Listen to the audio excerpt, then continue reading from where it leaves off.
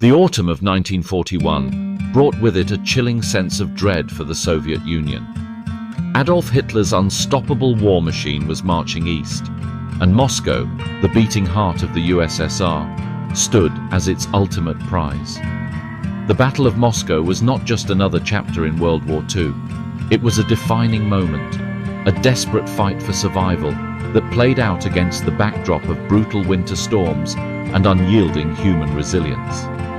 But how did the Red Army, battered and seemingly on the brink of collapse, manage to turn the tide against the German juggernaut? This is the story of a battle where frost and fire clashed, where the course of history hung by a frozen thread. By the time German forces launched Operation Typhoon in October 1941, they were riding a wave of victory that had swept through Europe. Blitzkrieg tactics, lightning-fast attacks designed to overwhelm the enemy, had left many nations reeling, and Moscow was expected to fall just as swiftly. Hitler believed capturing the Soviet capital would deliver a devastating blow, breaking Soviet morale and ending resistance in the east. However, Moscow was no ordinary target.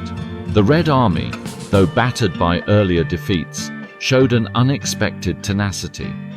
Soldiers fought with the fierce determination of men defending their homeland, while civilians in Moscow worked tirelessly to fortify their city.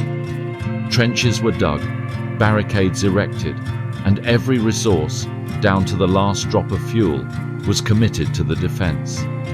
Even as the Germans advanced, the vastness of the Russian landscape began working against them. The long supply lines stretched thin, making it increasingly difficult to provide food, ammunition, and fuel to the front lines.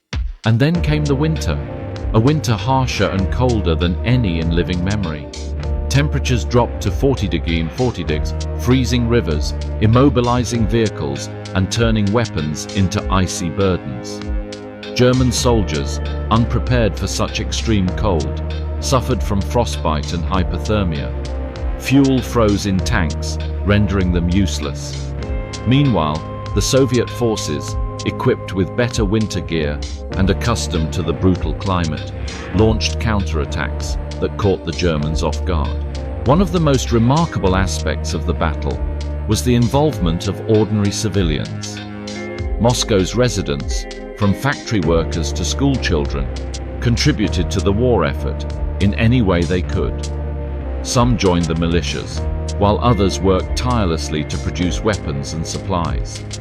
Their collective spirit was instrumental in holding the line until reinforcements arrived. By December, the Red Army had launched a massive counter-offensive. The Germans, weakened and demoralized, were pushed back, marking the first major defeat for Hitler's forces in the war. The myth of Nazi invincibility was shattered, and for the first time, the world saw that the seemingly unstoppable German advance could be halted.